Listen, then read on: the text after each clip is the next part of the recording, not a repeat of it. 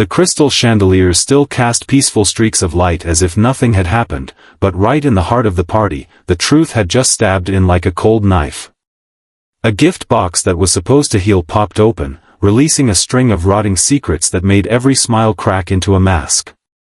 The returnee from the past stepped through the threshold like a living sentence, trailing the ashes of betrayal vows.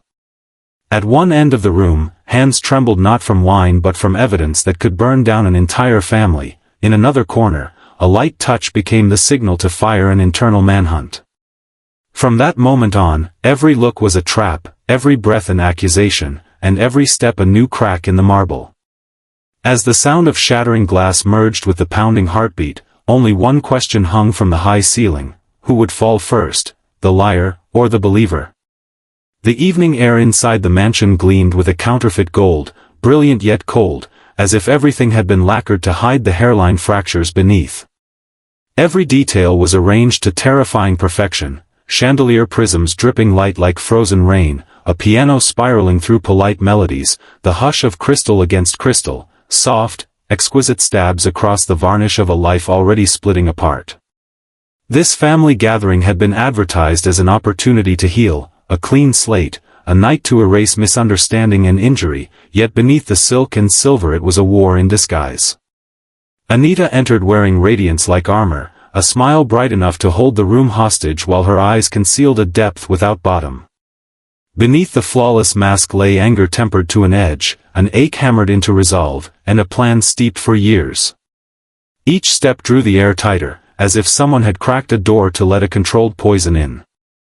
Bill watched from the far end, his gaze fixed on his wife, one hand locked around a slim silver gift box. His so-called safety guarantee, a thing whose interior only he knew.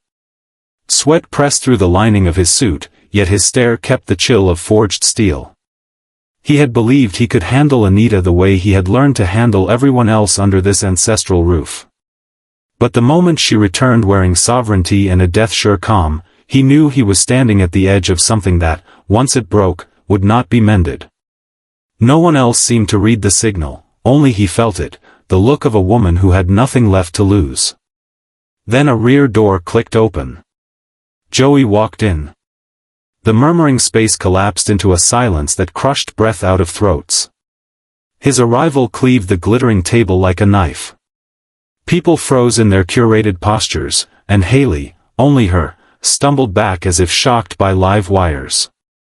Her face went bone-pale, panic dilated across her eyes. The past, buried beneath money and layered lies, clambered up like a body that had refused to dissolve. Joey did not need to speak. Existence alone was a lever that unhinged masks from faces until hairline fractures widened into visible ruin. At the fringe of the room, Chelsea tried to keep the scene glued together with a professional smile that shook.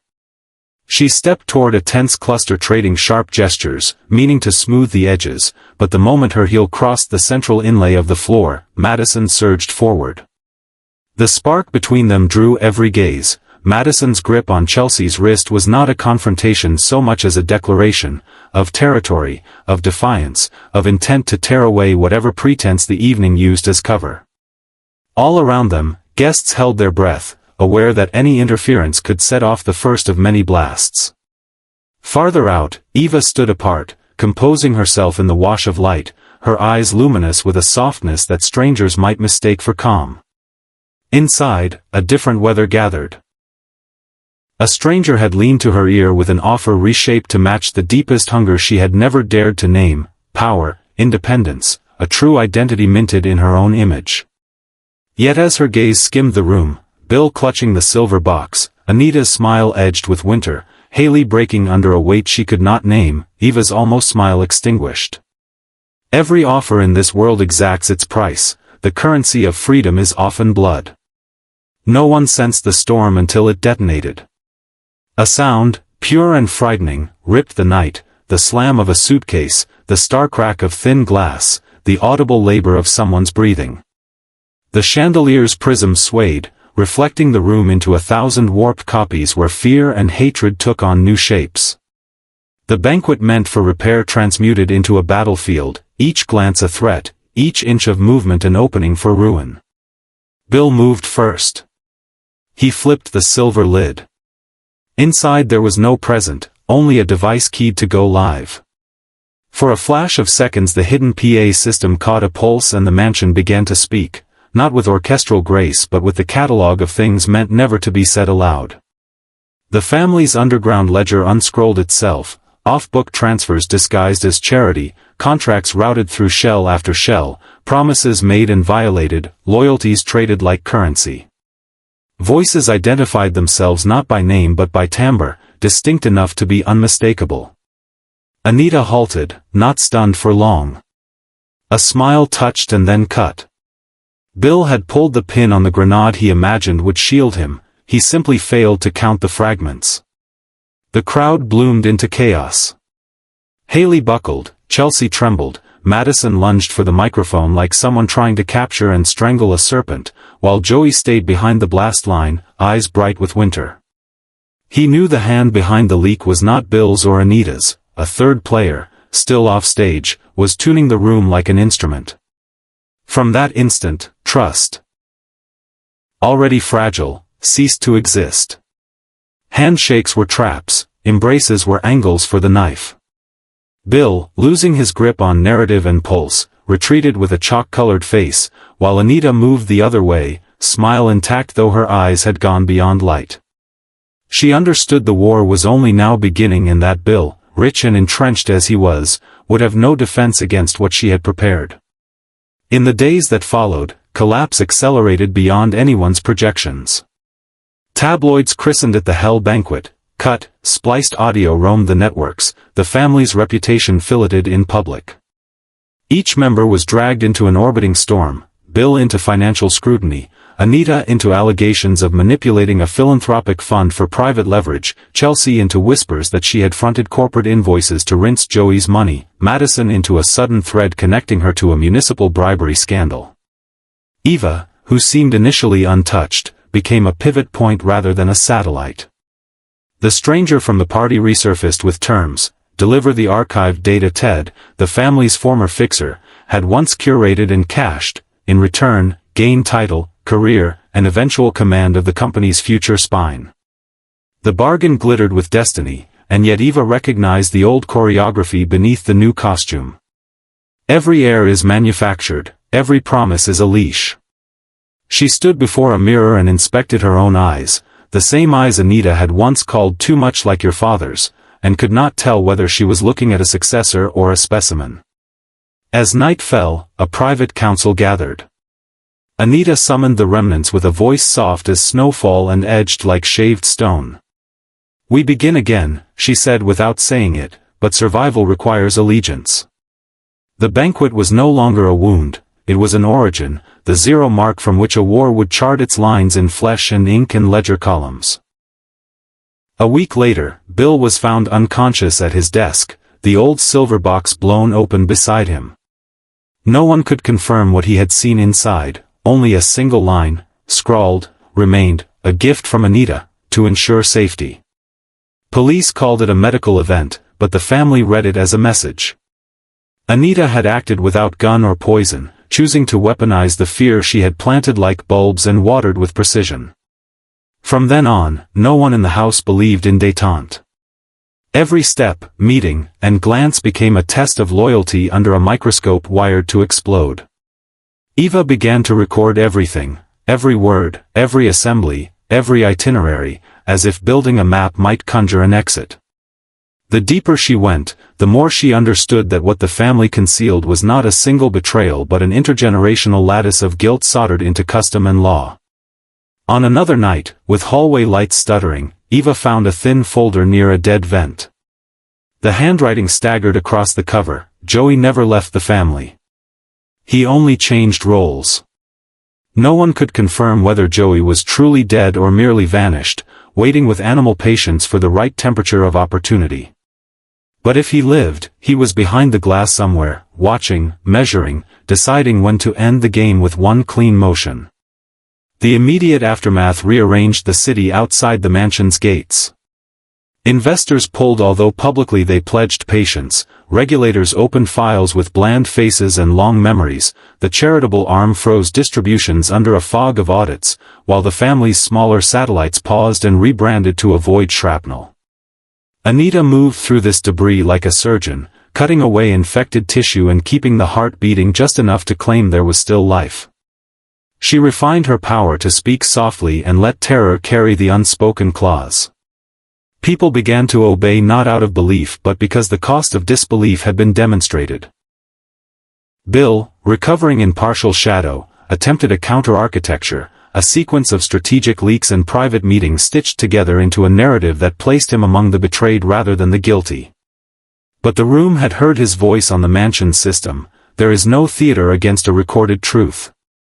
Each attempt to refocus the lens made the image blurrier, like fingerprints swiped across glass. Madison, cornered by the political thread, sought to trade information for immunity and discovered the ledger kept score more ruthlessly than the law. Chelsea staggered under the accusation of fronting money and discovered that even innocence becomes a story no one invests in when the market is panic. She tried to buy time with disclosures and a curated grief that showed a version of remorse for sins she had not committed, only to learn that guilt by association is not an association at all but a sentence. Haley, whose fear had foreshadowed the rupture, retreated into a private exile and imagined that silence could be an alibi. Silence in this family was a confession. Somewhere beneath, the anonymous engineer of the leak kept the rhythm: trickle, pause, strike, never enough to incite a full defense, always enough to keep nerves sparking. Eva's notebook swelled. She layered timelines against shipping records, cross-checked speech against wire transfers, aligned photographs with the angles of chandeliers to decipher who stood where when truth broke its cage. The pattern that emerged was not a diagram of a single night, but a portrait of a machine that the family had assembled piece by piece until no one could remember who welded the first joint. Anita had learned the machine and made it hers. Bill had tried to own it and then pretend he did not. Joey, if alive, had vanished into its ducts to move it from within. Eva faced a choice that felt less like a forked path than a narrowing corridor. Deliver Ted's archive and step into command, knowing the throne is made of the bones of everyone who sat before, or burn the archive and hope fire sterilizes what filth cannot. She imagined both futures and found the same shadow seated beside her. On the night Eva meant to decide, the house developed a new quiet, one that did not comfort. A fuse whispered, a camera light blinked, a draft carried the scent of rain when the sky over the courtyard was clear. In her room she found a second note taped beneath the drawer where the archive had once been hidden, written in a hand that tried and failed to suppress recognition: "You do not inherit power here. You inherit debt." Anita convened another smaller council and drew a map with people instead of borders. Choose or be chosen, her eyes implied. Bill's allies dwindled. His name, once a headline's anchor, became the object in a cautionary clause. The charity board expelled him. The bank requested additional guarantees that could not be assembled without revealing the conduits he had spent years constructing. When he tried to call Anita, the line connected to silence that held until even breath sounded loud, and then severed. Eva, standing alone with the data and her own pulse, realized that the truest inheritance the family offered her was the capacity to become colder than the fire they fought. She set the notebooks down and closed her eyes to hear whether her heart had already hardened into the thing the house required. Somewhere else, a security guard quit without notice and walked straight to a nondescript office 2 neighborhoods away, where he slid a plain folder across a desk and said only, "You'll want to see the chandelier tape." The person receiving it smiled the way a chess player smiles before capturing a queen, not in triumph, but in confirmation. The footage did not show a smoking gun so much as a choreography of intent, the geometry of bodies aligning with microphones in a way that proved the argument better than any reported line could. The unseen architect had been precise. The unseen architect had been near. Days elongated into a suspended season with no language appropriate to name it. Houses like this did not fall, they shed skin, they regrew faces, they burned forests to salvage a tree. Anita understood the ritual and performed it with the steadiness of an oath. Bill learned what it was to be exiled in your own rooms. Chelsea learned that even innocents must wear armor because arrows do not test the target before they fly. Madison learned that a bargain with power is not a contract but a mortgage whose terms are rewritten at will. Haley learned the shape of fear when it wakes you at the same hour every night. Eva learned that she could stand at the center of a storm and still feel the outline of a second storm forming inside her. And in a quiet archive room 3 floors below ground, a recorded voice that sounded like Joey's, or wanted to, murmured into the digital dark, "I never left. I simply changed the part 1 play." Whether it was him or an echo sent by someone who wore his memory as camouflage mattered less than the fact that the message worked. It turned every corridor into a mirror and every mirror into a warning. The mansion breathed, but the breath belonged to the machine now. The banquet had not failed, it had succeeded in revealing what the family truly was. Somewhere beyond the hedges, the city waited, not for justice, which was slow and conditional, but for spectacle, which was immediate and clean. The family had been spectacle for years without naming it. Now the audience knew the plot, and the house could not change the script fast enough. The only remaining question was not whether there would be a reckoning. It was who would control the lighting when the final act arrived, and whose silhouette would be framed by falling crystal when the curtain came down.